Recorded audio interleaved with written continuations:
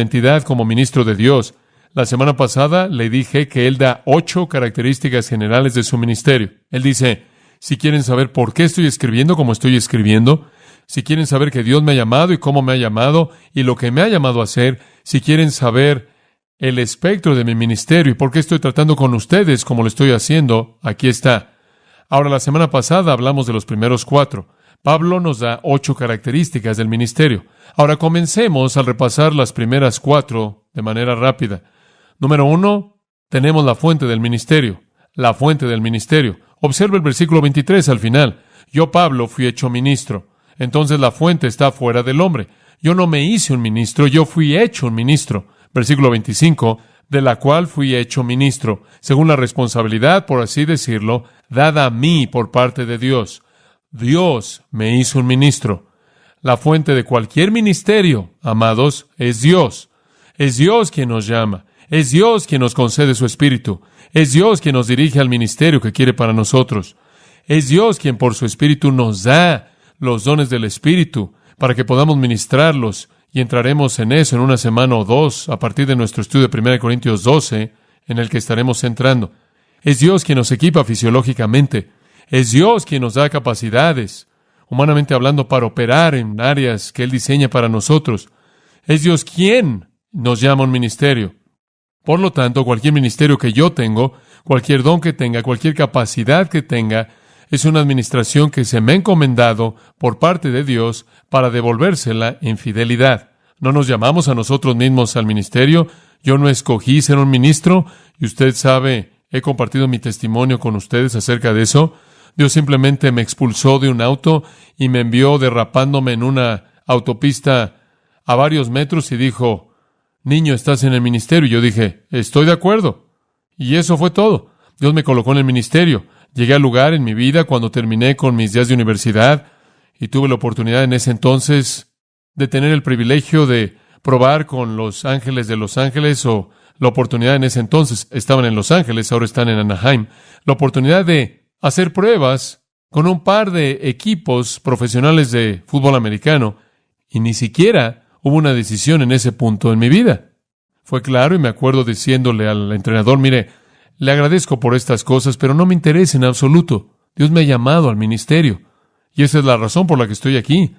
Y Dios hizo suficientes cosas en mi vida para confirmarme eso sin duda alguna. Sin duda alguna. Dios me llamó al ministerio. Ahora, así es en el ministerio. Así es como debe ser.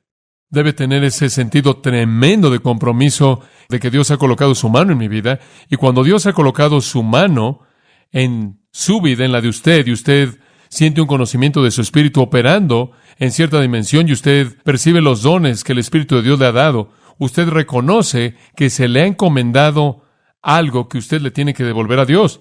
A usted se le ha entregado una dispensación de Dios, y eso significa una responsabilidad, una administración, un llamado divino que cumplir. Y le voy a decir una cosa, algunas veces la gente me dice, ¿a dónde te gustaría jubilarte? Y siempre digo, ¿jubilarme de qué? ¿Jubilarme de enseñar la Biblia? ¿Jubilarme de hablarle a la gente de Cristo? ¿Qué haría? Yo sería un miserable culpable. Prefiero estar muerto que jubilarme. Esta es una dispensación que Dios me ha dado. Cuando Pablo llegó al final, él dijo, Señor, ya acabé. No quiero jubilarme. Quiero morir. Porque si se acaba, yo prefiero estar antes contigo que estar ahí en algún hotel. En segundo lugar, Pablo no solo habla de la fuente del ministerio, y simplemente estamos recogiendo los pedazos de la semana pasada, sino que él habla del espíritu del ministerio. Versículo 24. El espíritu del ministerio, que ahora nos gozamos. El espíritu del ministerio es gozo. Siempre esta fue la actitud de Pablo. Pablo siempre tuvo la actitud de gozo, y le dije por qué. Gozo es un producto de la humildad. Ahora recuerde eso. El gozo es un producto de la humildad. Si yo realmente creo que no merezco nada, cualquier cosa que yo reciba me hace estar feliz. Y Pablo dice, oye, yo fui un blasfemo, yo mataba cristianos, yo fui esto, yo fui aquello, yo fui el primero de los pecadores, yo fui todas estas cosas, pero Dios me tuvo por fiel, me puso en el ministerio, me bendijo, me dio esto y esto y esto, y todo lo que tengo no lo merezco. ¿Cómo no voy a estar feliz? ¿Cómo no voy a estar gozoso? ¿Cómo no voy a estar agradecido? Y ¿sabe una cosa? Yo creo que al estudiar las Escrituras, usted descubrirá que cuando Dios llama a sus siervos más grandes, cuando Dios ha escogido a los suyos, Él siempre los hizo sentir su indignidad total para que cualquier cosa que tuvieran lo vieran como una causa de gozo, porque fue un regalo de la gracia de Dios. Por ejemplo, Moisés, en la zarza ardiente, solo podía ver sus imperfecciones. ¿Se acuerdan de eso? Él dijo, ¿qué vas a hacer? Él no podía hablar. Y Dios le dice, mira, tú estás bien, pero yo hice tu boca y voy a hacerla operar. Y yo sé que cada vez que Moisés se puso de pie y dio un discurso, él conoció la fuente de eso. Cuando Dios llamó a sus siervos escogidos, Él siempre los hizo enfrentar la realidad de su indignidad, su incapacidad fuera de Él. Dios le dijo a Moisés, ve y te diré lo que debes decir. Tome, por ejemplo, a Gedeón en Jueces capítulo 6. Gedeón, ahí en la era, él dice, oh, Señor mío, él dice, ¿cómo voy a salvar a Israel? ¿Me estás llamando a salvar a Israel? Gedeón dice, aquí mi familia es pobre en Manasés. En otras palabras, ni siquiera puedo financiar un ejército. ¿Cómo voy a hacer esto? Y soy el menor en la casa de mi padre. Yo soy el hombre de más bajo rango en la casa y siempre estamos tan pobres como un ratón de iglesia. ¿Cómo voy a financiar esto y cómo voy a tener suficiente credibilidad para guiarlo? Y Dios le dijo, bien, estás donde quiero que estés. Sabes que eres inútil. Y entonces, ¿qué le dice Dios? Me gusta. Él le dice, ve, en esta tu fuerza. Tu fuerza está en tu humildad. ¿Y recuerda qué pasó? Dios le dio un ejército de 300 personas. Dice usted, ¿cómo es posible que un ejército de 300 personas pudieran ganarle a alguien? Ni siquiera tuvieron que pelear. Simplemente se colocaron en un círculo grande, tocaron trompetas, rompieron contenedores, y en el otro ejército se mataron los unos a los otros. Isaías fue al templo en Isaías capítulo 6, y él vio la gloria de Dios, y él dijo, yo soy hombre ¿de qué? De labios inmundos. Y vivo en medio de pueblo de labios inmundos. Y un ángel vino del fuego y tomó un carbón y tocó su lengua, el símbolo de purificación, y de pronto él oyó la voz de Dios y él dijo, ¿qué? Heme aquí, Señor, envíame a mí. Como puede ver, Dios quiso mostrarle que él no era nada, y Dios quiere que toda persona que él llama al ministerio, a cualquier ministerio, que hagan ese reconocimiento inicial de que son inútiles fuera de lo que Dios quiere hacer. Pedro en la costa de Galilea. Dios tenía muchos planes para Pedro, y en la costa de Galilea vio la gloria del Señor y el milagro de los peces. Y cuando él vio a Jesús mostrar su poder creador divino, él dijo, apártate de mí, porque soy, ¿qué? Hombre pecador, oh Señor. Aléjate, Señor, ni siquiera merezco estar en tu presencia. Y Jesús lo vio y le dijo, eso es bueno, Pedro. A partir de ahora vas a pescar hombres. Eres exactamente el tipo de persona que puedo usar. Como puede ver, en todos los siervos que Dios escoge, Dios tiene que llevarlos a un sentido de indignidad, un sentido de pecaminosidad, un sentido de ineptitud y un sentido de que no merece nada porque eso se encuentra en el corazón mismo del gozo. Y después todo lo que sucede es causa de gozo. Y Pablo, como el resto, no mereció nada, sino que todo lo que él recibió de Dios, Dios se lo dio y fue causa de gozo.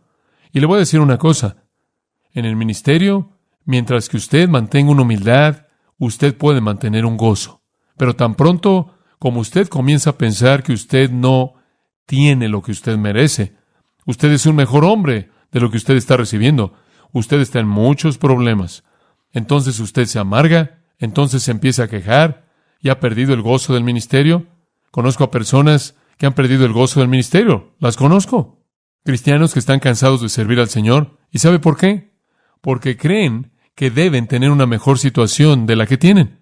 Y la realidad es que ninguno de nosotros merece algo. Lo tercero que estudiamos la última vez, el sufrimiento del ministerio. No solo la fuente del mismo y el espíritu del mismo gozo, sino el sufrimiento del mismo. Él dice en el versículo 24, me gozo en mi sufrimiento por vosotros y cumplo el resto de las aflicciones de Cristo en mi carne por causa de su cuerpo, el cual es la iglesia. Él dice, miren, el sufrimiento del ministerio es este. Voy a tener que sufrir, porque el mundo no ha terminado de perseguir a Cristo, debido a que el mundo no puede llegar a Cristo porque Él no está aquí. Me van a perseguir a mí, pero eso está bien porque si sufro, estoy llevándoles el evangelio a ustedes y eso está bien. Estoy dispuesto a sufrir, Pablo dice, estoy dispuesto a morir por la obra del Señor. Eso es lo que Él quiere. Estaba leyendo una historia interesante esta semana en una edición antigua de la revista Harper. ¿Quieres saber qué tan antigua? Septiembre de 1875. Es una historia interesante y decía esto. Se cuenta una historia de Pusa, el alfarero chino, que se le ordenó que produjera alguna obra grandiosa para el emperador y trató por mucho tiempo y se esforzó mucho, pero en vano. Finalmente, en desesperanza total, él se arrojó a sí mismo a su horno encima del barro y lo quemó hasta matarlo. Cuando se extinguió el fuego y se descubrió la obra de barro, se descubrió que su carne ardiente había marcado la obra de barro, de tal manera que se consideró la porcelana más hermosa que jamás se había conocido. Eso es interesante. ¿Cuál es la aplicación? En el ministerio es lo mismo. Es el sacrificio personal lo que trae la belleza. ¿Se da cuenta? Es el sacrificio de uno mismo lo que produce la belleza. Es el sacrificio personal que lo distingue de lo que es común y ordinario. Lo cuarto, simplemente repasando, lo cuarto que estudiamos la última vez que Pablo, al ver su ministerio, fue el espectro del ministerio. Versículo 25. ¿Cuál es el espectro al final del versículo 25? ¿Para cumplir qué? ¿Qué? La palabra de Dios. ¿Cuál es el espectro del ministerio? Simplemente es hacer lo que Dios lo ha llamado a que usted haga. Maximizar su esfuerzo. Cumplir la palabra de Dios. Dios me ha hablado, Pablo dice, y Dios me ha dicho qué hacer, y es mi responsabilidad hacerlo. Cumplir la palabra de Dios. ¿Qué significa eso? Significa cumplir la palabra de Dios a mí en mi llamado. Significa predicar la palabra del Evangelio. Significa enseñar todo el consejo de Dios. Significa cumplirlo todo. Hacer lo que Dios quiere que yo haga al proclamar su verdad. Eso es cumplir la palabra de Dios. Pablo dice, el aspecto de mi ministerio es simple. Simplemente voy a hacer lo que Dios me dice que haga. Simplemente voy a obedecerlo. Voy a proclamar su palabra a los incrédulos. Voy a enseñar su palabra a los creyentes únicamente en la manera en la que Él quiere que lo haga y únicamente en el lugar que Él quiere que lo haga. Y Pablo sabía cuál era su llamado porque Dios le dijo, irás a los gentiles y serás mi apóstol a los gentiles. Y Dios diseñó a dónde iba a ir y Él fue ahí y Él obedeció a Dios y cuando murió Él dijo, les puedo decir, en este momento he cumplido mi ministerio, he acabado mi carrera. El gran deseo del hombre de Dios, el gran deseo de cualquier persona en cualquier ministerio, es cumplir la voluntad de Dios al proclamar la palabra de Dios en el lugar del llamado de Dios. Y Pablo no dejó que nada lo detuviera de hacer eso. Absolutamente nada detuvo al apóstol Pablo de hacer lo que él sabía que Dios quería que hiciera. Ese es el espectro del ministerio. Cúmplalo. No haga un trabajo a medias. No haga un trabajo de 3/4. No sea flojo. Haga el trabajo completo en el lugar en el que Dios lo ha llamado a hacerlo. Y eso demanda un compromiso tremendo. Hacerlo. Eso nos lleva a los siguientes 4, y quiero compartirlas con usted en esta noche. Hemos visto la fuente del ministerio, Dios. El espíritu del ministerio es gozo. El sufrimiento del ministerio es en nombre de Cristo por causa de la iglesia. El espectro del ministerio es cumplir la palabra de Dios en su totalidad. En quinto lugar, el tema del ministerio. Ahora, ¿qué es lo que estamos diciendo? ¿Qué es lo que estamos proclamando? ¿Cuál es el tema? ¿Cuál es el mensaje del ministerio? Versículo 26. El misterio que había estado oculto desde los siglos y edades, pero que ahora ha sido manifestado a sus santos. ¿Cuál es el tema del ministerio? El misterio que había estado oculto desde los siglos y edades, e incidentalmente siglos significa tiempos y edades significa gente. Entonces ha estado escondido de épocas y gente, pero ahora es dado en manifestación a los santos. ¿Cuál es el mensaje? El misterio. Debemos enseñar a la gente el misterio. Dice usted, oye, espera un momento. ¿De qué está hablando esta palabra misterio? Muy bien, permítame darle una pequeña teología rápida del término misterio. Esto es muy interesante. En primer lugar, Dios siempre ha mantenido algunos secretos. ¿Sabía usted que Dios siempre ha sabido algunas cosas que solo Él sabe? ¿Y usted nunca las conocerá? Nadie jamás las conocerá más que Dios. Deuteronomio 29:29. Es un gran versículo, nunca lo olvide. Es el que siempre uso cuando no puedo responder una pregunta. Deuteronomio 29:29. Las cosas secretas pertenecen a Jehová. Es uno útil. Las cosas secretas pertenecen al Señor. ¿Se da cuenta? Entonces Dios tiene algunos secretos que nunca le cuenta a nadie, y ahí es donde nuestra inteligencia termina y la de Dios comienza. En segundo lugar, Dios tiene algunos secretos que le revela a personas especiales a lo largo de la historia. No todo el mundo las conoce, solo personas especiales. Dice usted, ¿quiénes son? Salmo 25:14. El secreto de Jehová está con ellos que le oyen. Proverbios 3:32. Su secreto está con los justos. Escuche, hay algunas cosas que solo Dios conoce. Hay algunas cosas que Él le revela únicamente a personas especiales. ¿Quiénes son las personas especiales? Son los justos. Son los que creen en Dios. Son los que se encomiendan a Él. Son aquellos en quienes el Espíritu Santo mora en esta época. Son los hijos de Dios. Ahora, en tercer lugar, hay algunos secretos que Dios escondió de todo mundo en el pasado y le revela a todos los santos en el Nuevo Testamento. Esos son los misterios. Entonces, si usted ve la palabra misterio en la Biblia, ¿qué es? Es algo que nunca fue revelado en el Antiguo Testamento a nadie, pero ahora es revelado en el Nuevo Testamento a todo mundo. Toda persona que es cristiana, toda persona que es una santa. Observe el versículo 26 con eso en mente. El misterio que fue escondido de los santos del Antiguo Testamento, que había sido escondido de tiempos y generaciones, pero ahora ha sido manifiesto a sus santos. ¿Cuál es entonces, John? ¿Cuál es? El misterio es el Nuevo Testamento, la revelación de Cristo encarnado, la historia de Dios convirtiéndose en hombre, de Dios en carne humana. Ese es el misterio, secreto sagrado. Y ese misterio se ve de muchas maneras. Hay otros misterios en el Nuevo Testamento, el misterio de la iniquidad, leyó de eso, el misterio del rapto, el misterio de Babilonia en Apocalipsis 17, alguna forma de maldad que nunca antes había sido revelada antes, la iglesia no es vista en el Antiguo Testamento, el misterio de la novia en Efesios capítulo 5, el Antiguo Testamento nunca vio un nuevo grupo como la nueva novia del Mesías fuera de la nación Israel, el misterio de la incredulidad de Israel. El Antiguo Testamento nunca vio una época cuando Israel abandonó totalmente a Dios, el misterio de la piedad, el misterio de la encarnación, los misterios del Nuevo Testamento. Eso es lo que Pablo está diciendo. ¿Cuál entonces es el tema de nuestro ministerio? Es la totalidad de la revelación del Nuevo Testamento. Dice usted, ¿no debemos enseñar el Antiguo Testamento? Claro, eso ni se tiene que decir, pero la totalidad de nuestro mensaje son todos los misterios del Nuevo Testamento que hacen que el Antiguo Testamento sea significativo. ¿Sabe que si alguien en la actualidad creyera toda palabra del Antiguo Testamento y rechazara el Nuevo Testamento, estaría condenado al infierno? ¿No es cierto? ¿No es cierto? Ese es el punto. ¿Cuál es nuestro mensaje? Es el mensaje de que las promesas del Antiguo Testamento se han vuelto verdad en el Nuevo Testamento, en Cristo. Ese es el misterio. Esto es lo que estuvo escondido antes, pero ahora es revelado. Entonces, él no usa la palabra misterio en el sentido de alguna enseñanza secreta o algún rito o ceremonia escondida de las masas y revelado únicamente a una élite exclusiva. No algo así como las religiones de misterio de Babilonia. No es algo místico. El misterio es meramente algo que en el pasado estuvo escondido, que es revelado en el Nuevo Testamento. ¿Es el misterio de la iniquidad? Esto es ver la iniquidad de una forma masiva como nunca antes había sido vista en el pasado. ¿O el misterio de la iglesia, algo no visto? ¿O el misterio de Dios en carne humana? Todo es el misterio que debemos enseñar. Ahora observe el versículo 27. A quienes Dios quiso dar a conocer, esto es a los santos, a quienes Dios quiso dar a conocer las riquezas de la gloria de este misterio entre los gentiles, que es Cristo en, aquí está el misterio, que es Cristo en vosotros, la esperanza de gloria. Ahora, hay muchas cosas diferentes que son llamadas un misterio en el Nuevo Testamento, pero la primordial que Pablo apunta aquí es Cristo en vosotros. En el Antiguo Testamento los judíos sabían que el Mesías estaba por venir. Se les dijo eso.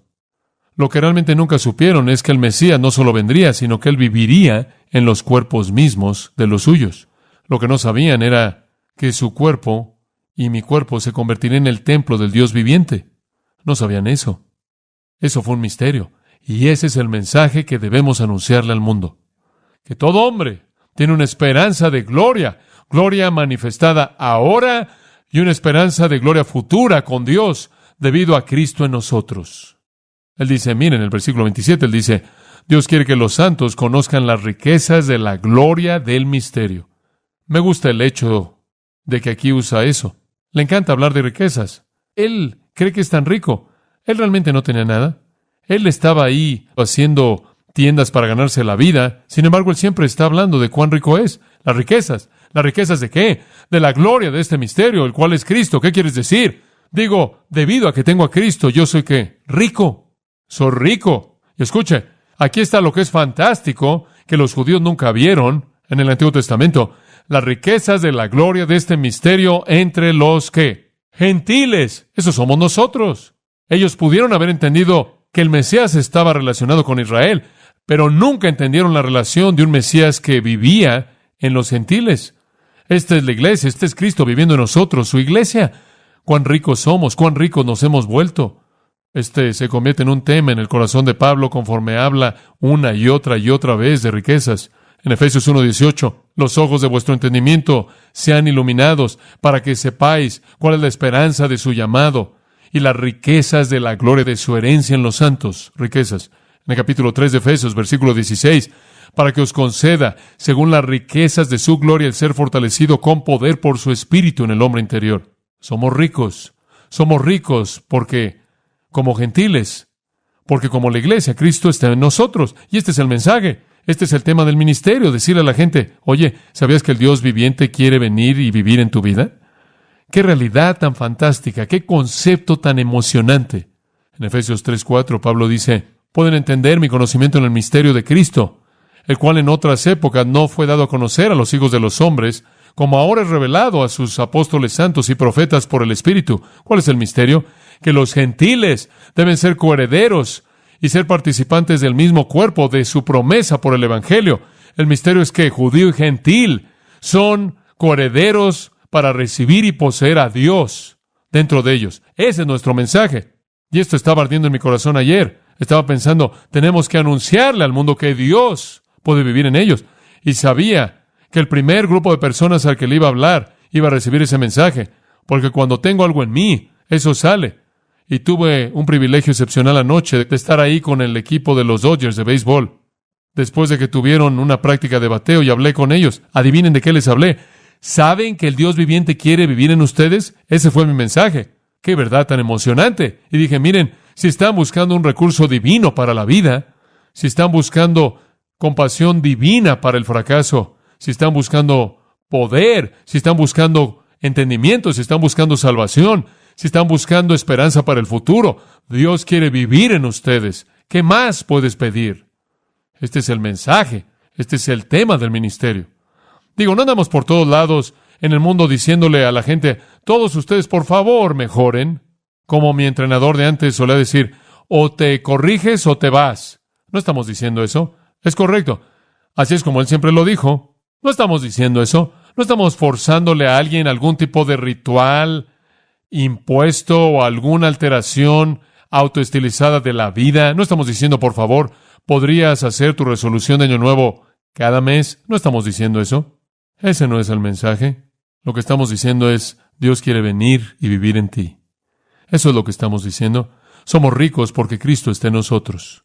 Y eso es ser rico. Eso es ser rico más allá de la imaginación. Porque si usted ve Colosenses 2:3, dice, en quien, y eso se refiere a Cristo en el versículo 2, en quien están escondidos todos los tesoros de la sabiduría y del conocimiento. Escúchame, en Cristo está toda la sabiduría y todo el conocimiento. ¿Y Cristo vive en dónde? En mí. ¡Qué recurso! ¡Qué recurso! En Romanos, simplemente un pensamiento en el versículo 23 del capítulo 9, ¿no es cierto? Y que Él dé a conocer las riquezas de su gloria, para dar a conocer las riquezas de su gloria en los vasos de misericordia que Él preparó para gloria. Dios, por su misericordia, nos hizo ricos ahora y para siempre. Somos ricos. Romanos 11:33 lo vuelve a decir. Oh, profundidad de las riquezas de la sabiduría y de la ciencia de Dios. Él es tan rico en ciencia o en conocimiento, es la idea, tan rico en sabiduría, tan rico en misericordia, tan rico en gracia, tan rico en amor, tan rico en todo, y Él lo depositó todo en nosotros. Es una realidad increíble. Cuando usted se detiene a pensar en esto, algunos de los hombres, y no es sorprendente, dicen que usted usa 1/10% de su cerebro. Piense en la espiritualidad de tener al Dios viviente dentro de usted y piense en cómo algunos cristianos viven. Viven como pordioseros, con todo ese recurso. Pablo oró en Efesios 3:19 que fuéramos llenos de toda la plenitud de Dios, para que todo el recurso y poder disponible fuera usado. Ese es nuestro mensaje. Ese es el tema del ministerio, que la esperanza para el honor del hombre ahora y la garantía para la honra o gloria del hombre en el futuro es el Cristo que vive en nosotros. Él es el poder ahora y Él es el que garantiza la seguridad futura con Él. En Efesios 3:17 Él dice, Cristo mora en nuestros corazones. El Dios viviente, ni siquiera puedo profundizar en ese principio. Entre más pienso en esto, más increíble se vuelve. De regreso en Juan capítulo 6, y nuestro Señor estaba hablando en el 6:56, creo, el que come mi carne y bebe mi sangre, ahora escuche, mora en mí, yo en él. Jesús dijo, si participan, y él estaba hablando de participar espiritualmente. Si ustedes participan en mi muerte, si ustedes aceptan mi muerte en la cruz para ustedes y creen en mi sangre expiatoria, si ustedes aceptan el sacrificio por el pecado que hice en la cruz, entonces vendré y viviré en ustedes. ¡Qué realidad tan fenomenal! Ese es nuestro mensaje. Eso es lo que el mundo necesita oír. En Juan 14:17, el Espíritu de verdad, que el mundo no puede recibir porque no lo ve ni le conoce, pero vosotros le conocéis porque Él mora con vosotros y estará en ustedes. El Espíritu Santo va a venir y va a estar en ustedes.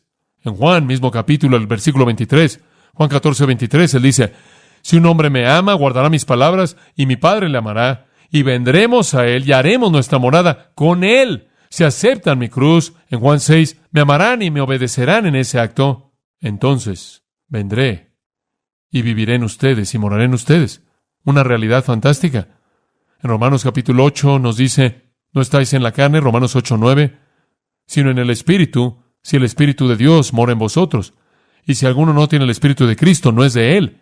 Y si Cristo está en vosotros, el cuerpo está muerto debido al pecado, pero el Espíritu es vida debido a la justicia.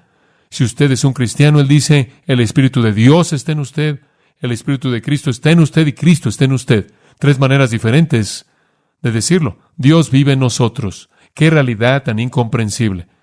Otro pensamiento, 2 Corintios 6:16, no puedo resistir esto, me encanta. Él dice, vosotros sois templo. 2 Corintios 6:16, vosotros sois templo del Dios viviente. Ahora escuche, vosotros sois templo del Dios viviente. Como Dios ha dicho, moraré en ellos y caminaré en ellos, y seré su Dios, y ellos serán mi pueblo. Énfasis en los pronombres personales.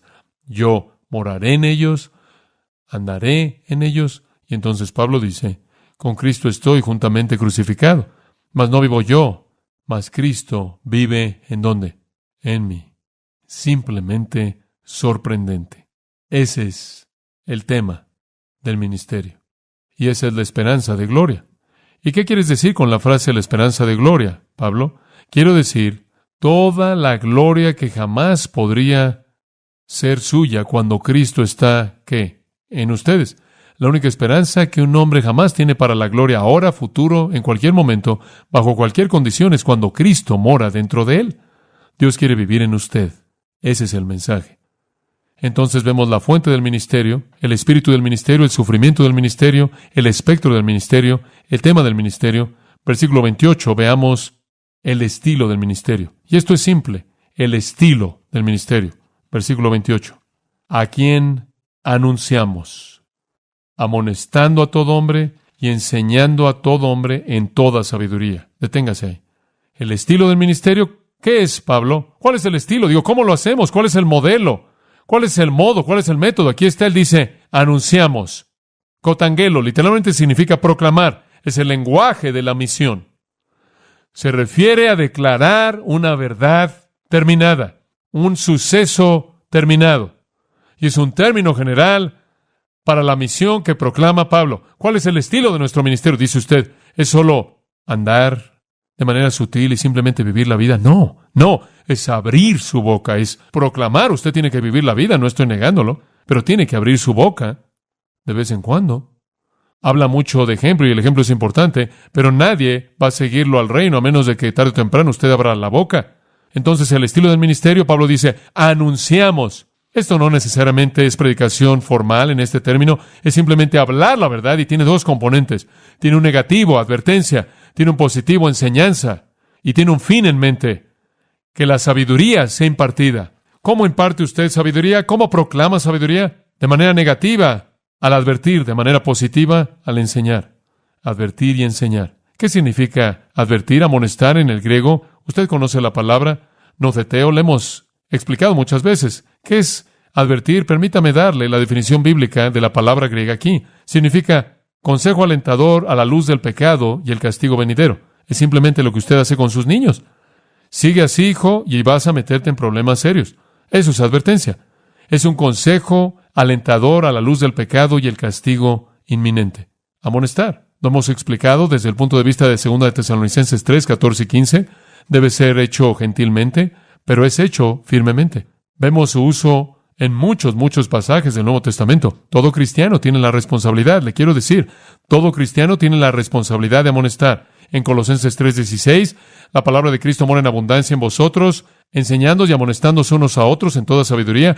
Eso es simplemente una responsabilidad que todos tenemos. Advertirnos unos a otros si hay pecado. En Romanos capítulo 15, versículo 14, yo mismo estoy persuadido de todos vosotros, hermanos, de que también estáis llenos de toda bondad, llenos de todo conocimiento y capaces de amonestaros unos a otros. Debemos amonestarnos unos a otros. Si hay un pecado en la vida de un creyente, debemos advertirles de manera amorosa, gentil. Tenemos esa responsabilidad. Todo pastor tiene esa responsabilidad. Esa es mi responsabilidad. Él dice en 1 Tesalonicenses 5:12, también os rogamos, hermanos, que reconozcáis a los que trabajan entre vosotros y están sobre vosotros en el Señor y os amonestan. Tenemos que amonestarlos, tenemos que advertirles de su pecado, de la falsa doctrina, de las consecuencias de la desobediencia, de las consecuencias de la pereza espiritual, de no estar en la voluntad de Dios. Tenemos que advertirles como advertimos a nuestros hijos y los amamos. Y el segundo aspecto, y el lado positivo, es enseñanza, impartir doctrina positiva. Ahora hacemos ambos, impartimos doctrina positiva y advertimos. Debemos enseñar la palabra de Dios. Entonces, ¿cuál es la proclamación que llevamos a cabo? Involucra advertir y enseñar. Sea un incrédulo, ¿sabes una cosa? Si sigues viviendo como vives, si sigues rechazando a Dios y a Cristo, quiero advertirte de lo que te va a pasar. Eso es advertencia. Y después usted le tiene que decir a ese mismo incrédulo, permíteme enseñarte lo que necesitas hacer. Las mismas dos cosas se aplican a la iglesia. Si usted ve a un cristiano pecando, usted le advierte y después lo instruye. Entonces, esas dos cosas son la médula del estilo del ministerio, lo cual es hablar, proclamar, anunciar, declarar una misión. Y esa misión tiene dos partes, y eso es advertir y enseñar. Y observe lo que usted debe enseñar. Toda sabiduría, usted no deja nada fuera. La sabiduría significa principios espirituales. En base a principios espirituales, advertimos a los hombres y les enseñamos. Y este fue el estilo de Pablo. Siempre hizo esto. Y él normalmente relacionó los dos. Él normalmente enseñó doctrina sólida y después, en base a la doctrina sólida, él les advirtió. Él dijo, ahora que les he dicho esta verdad, así es como deben actuar. Entonces, para el hombre de Dios, su estilo de vida es dictado, es determinado. ¿Y saben ustedes lo que todos nosotros somos? ¿Están listos para escuchar esto? Todos somos proclamadores, es correcto. Algunos de nosotros nos ponemos de pie y proclamamos de esta manera y le hablamos a multitudes grandes de personas. Algunos de nosotros salimos ahí cuando estamos en grupos pequeños de amigos y parientes y proclamamos dónde estamos, pero todos proclamamos. Todos somos bocas para el Señor, advertir y enseñar. Muy vital. Tomándolo a mi propio corazón, yo sé a lo que Dios me ha llamado. Él no me ha llamado a ponerme de pie aquí y darles mi opinión. Él no me ha llamado a decirles por quién votar y por qué deben protestar, en qué situación económica actual, etcétera, etcétera. ¿Sabe a lo que me ha llamado? A proclamar. Ese es el estilo. ¿Dice usted a proclamar qué? A proclamar el misterio de Cristo en vosotros y todo lo que eso significa. Todo lo que eso significa para su vida. Y al hacer eso, advertirle y enseñarle. Ahora, ¿sabe usted lo que es tan hermoso de esto? Él dice, a quien predicamos. Ahora escuche, advirtiendo, ¿a quién dice? Advirtiendo a todo hombre, enseñando a todo hombre, en toda sabiduría, a fin de presentar, ¿qué? A todo hombre. ¿A quién debemos enseñarle entonces? Solo a los elegidos. No, es bastante obvio, ¿no es cierto? A todo mundo. A todo mundo. A todo hombre. Escuche, seamos proclamadores. Si toda persona en esta congregación simplemente saliera y dijera, esta es la semana de proclamación, yo abriré mi boca, no solo dejando pequeños folletos en la mesa y escurriéndose, hablaré por el Señor. ¿Sabe usted lo que pasaría? Simplemente este pequeño grupo aquí causaría que se sacudiera este valle y sería increíble. Hagámoslo esta semana de proclamaré con mi boca y advertiré acerca de la conducta negativa y enseñaré verdad positiva. Ahora esto, podría partir de aquí y hablar de muchas cosas. Eso es lo que el predicador siempre dice cuando se le acabó el material, ¿verdad? Porque en mi corazón me gustaría aplicar esto al pastor, pero voy a hacer eso a un lado y simplemente dejar la aplicación con usted. Pero tiene mucha aplicación al hombre en el púlpito, enseñarle a todo el mundo la palabra de Dios y en su totalidad, en toda sabiduría. Necesitamos proclamar toda la palabra de Dios. Necesitamos proclamar toda la palabra de Dios, y esa es la razón por la que debemos tener una respuesta para todo hombre que nos pregunta, sea cual sea la pregunta que tenga. Bueno, vayamos al séptimo punto, el resumen del ministerio. El resumen del ministerio. Cuando todo se ha dicho y hecho, ¿a qué lleva? ¿Cuál es la meta, el objetivo, el resumen de todo? Versículo 28, al final del versículo. Leamos todo el versículo. A quien anunciamos, amonestando a todo hombre y enseñando a todo hombre en toda sabiduría, a fin de presentar perfecto en Cristo Jesús a todo hombre. Aquí está. ¿Cuál es la siguiente palabra? Perfecto, maduro en Cristo. ¿Cuál es la meta del ministerio? La madurez de los santos, ¿no es cierto? Efesios capítulo 4. Él dio a la iglesia algunos apóstoles, profetas, evangelistas, pastores, maestros, a fin de perfeccionar a los santos. Efesios 4:12, para llevar a la gente a la madurez. Queremos edificar a la gente, queremos llevar a la gente a la madurez. Esto es lo que el Espíritu Santo está tratando de hacer. Gálatas 3:3, habiendo comenzado en el Espíritu, ¿van a ser perfeccionados por la carne? Escuche, deje que el Espíritu haga su obra y Él lo hará a usted perfecto. Se indica que ese es su ministerio. Al final del libro de Hebreos, en Hebreos 13:21, Él dice, el Señor Jesús os perfecciona en toda buena obra para que hagáis su voluntad, haciendo lo que es agradable a sus ojos. Ese es el objetivo del ministerio. No solo llevar a la gente a Cristo, sino llevarlos en Cristo a la madurez, para que ellos también puedan reproducirse, para que ellos también puedan proclamar en toda sabiduría, para que ellos también puedan saber algo que le puedan contar a alguien más. Muy, muy, muy importante. En Filipenses capítulo 3, y simplemente le voy a dar un par de versículos, quitando algunos aquí. Capítulo 3:12. No que lo haya alcanzado ya, ni que ya sea perfecto, sino que sigo. Él dice, no he terminado, Pablo dice, pero con toda certeza voy en esa dirección. ¿Qué es la perfección? Permítame darle varias definiciones. ¿Qué es la madurez en la vida cristiana? ¿Cuál es el punto de la perfección? Ser como ¿quién? Cristo. ¿Alguien está ahí? ¿No? ¿Alguien va ahí? Estoy en proceso, progresando, estoy en el camino. Y entre más me acerco, parece que está más lejos. Dice usted, John, ¿cómo llegas ahí? Toda la Escritura es inspirada por Dios, 2 Timoteo 3:17, y es útil para enseñar, redarguir, corregir e instruir en justicia a fin de que el hombre de Dios sea ¿qué? Perfecto. ¿Cómo llega usted ahí? Usted llega ahí porque toma este libro y lo hace parte de su vida. Aquí está. Este es su alimento. Un niño madura porque come. Un cristiano madura porque se alimenta de la palabra de Dios. Esa es la meta. La meta es llevar a la gente a la madurez. ¿Sabe una cosa? Esto es lo que estaba en el corazón de Epafras. Vaya al capítulo 4, versículo 12. Este hombre es el que le trajo a Pablo el mensaje.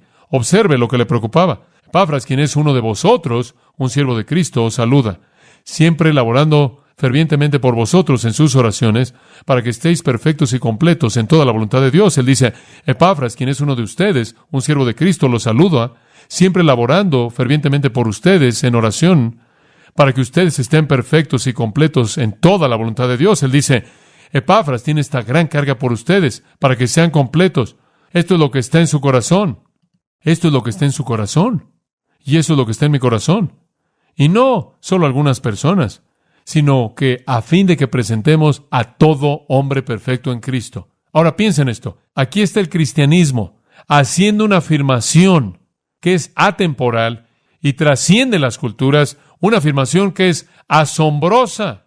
Y la afirmación es esta, que en Jesucristo está la capacidad para la perfección para toda persona, en toda época, en toda sociedad. Increíble. Walter Lippmann dijo esto, hasta hoy ningún maestro jamás ha aparecido quien tuvo la suficiente sabiduría para saber cómo enseñar su sabiduría a toda la humanidad. De hecho, los grandes maestros nunca han intentado hacer algo tan utópico. Estaban bastante conscientes de cuán difícil es la sabiduría para la mayoría de los hombres, y han confesado que la vida perfecta solo fue para unos cuantos. Fin de la cita. Es ridículo. Pablo dice, predicaremos y advertiremos a todo hombre en toda sabiduría, a fin de presentar ¿qué? A todo hombre perfecto en Cristo. Escuche, el Señor Jesucristo puede perfeccionar a todo hombre. No todo hombre puede dominar toda arte, no todo hombre puede dominar toda disciplina. Hay algunos que son ciegos, hay algunos que tienen problemas mentales, hay algunos que son ignorantes, hay algunos que no están preparados, hay algunos que no tienen la capacidad, hay algunos que son débiles, y algunos de todos ellos constituyen el cuerpo de Jesucristo.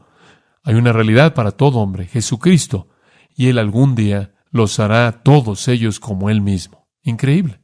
Finalmente, Hemos visto la fuente, el espíritu, el sufrimiento, el espectro, el tema, el estilo y el resumen del ministerio. Y dice usted, John, ¿me quieres decir que tengo que hacer todo eso? ¿Ese es mi ministerio? Dice usted, ¿cómo? Número 8, la fuerza del ministerio. ¿Cómo lo va a hacer? ¿Cree que lo puede hacer? La fuerza del ministerio. Y dice usted, John, ¿cómo lo voy a hacer? Versículo 29. Primero, para lo cual también trabajo. Punto 1. Si usted lo va a hacer, va a tener que, ¿qué? Que trabajar duro. Dice usted, sí, parece que sí. La palabra trabajo significa trabajar hasta el punto de estar agotado, de estar exhausto. Algunas veces la gente me dice, John, estás trabajando demasiado duro. Trabajas demasiado duro. Vas a meterte en problemas. Y lo que tengo en la mente siempre es lo mismo. Oh, no. Probablemente no estoy trabajando lo suficientemente duro. Como puede ver, Pablo dice esto. Yo, para esto también trabajo al punto de quedar exhausto. Conozco un poco de eso, probablemente no como Pablo, pero sé lo que es estar cansado en hacer lo correcto. Sé lo que es estar muerto en términos de cansancio. Sé lo que es trabajar, también sé lo que es no trabajar. Y le voy a decir una cosa. Yo preferiría ser como David Brainerd y Henry Martin, quienes prefiriendo quemar mi vida y terminar muerto, habiéndome agotado por el Señor, que tratar de irme tranquilamente y no poder hacer lo que Dios quiso que yo hiciera. Él está en control de mi vida y el ministerio es trabajo.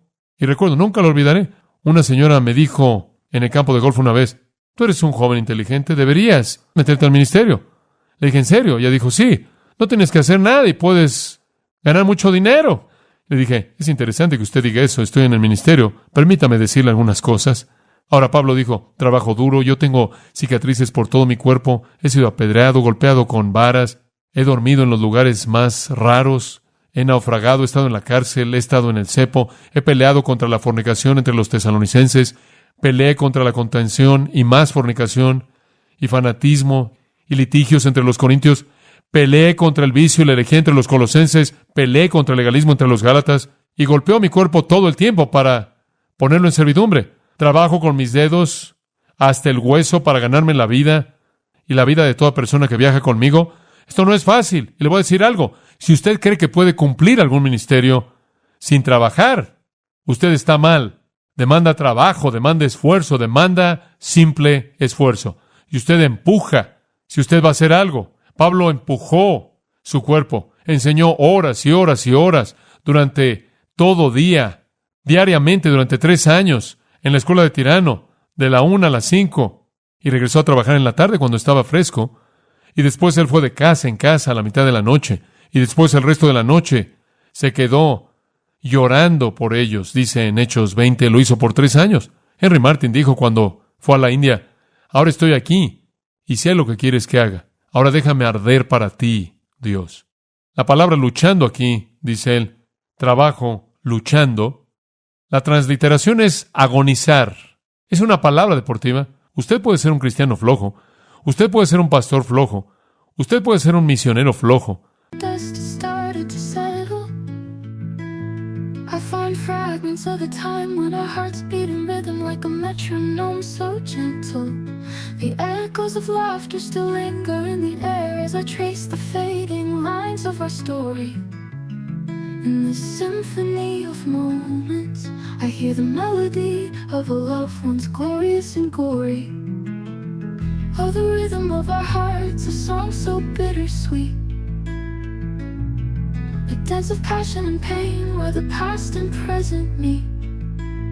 In the silence I hear your voice calling out to me. An instrumental intro to a love that's yet to fully set me free. In the canvas of my mind I paint the memories in art pop hues. Indie shades of love where the colors of our souls intertwine subdued. Through the lens of time I see the beauty in the chaos that we've been. A masterpiece of love, a dance of shadows where the light begins to dim. Oh, the rhythm of our hearts, a song so bittersweet. A dance of passion and pain where the past and present meet. In the silence I hear your voice calling out to me.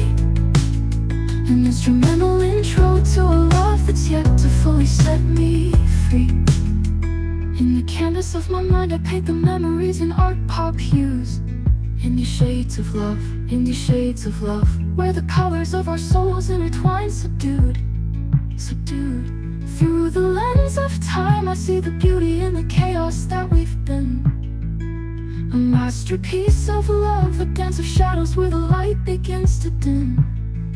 Oh, the rhythm of our hearts, a song so bittersweet, a dance of passion and pain, where the past and present meet. In the silence I hear your voice calling out to me, an instrumental intro to a love that's yet to fully set me free. In the quiet corners of my memories where the dust has started to settle, I find fragments of a time when our hearts beat in rhythm, like a metronome so gentle. The echoes of laughter still linger in the air as I trace the fading lines of our story. In this symphony of moments, I hear the melody of a love once glorious and gory.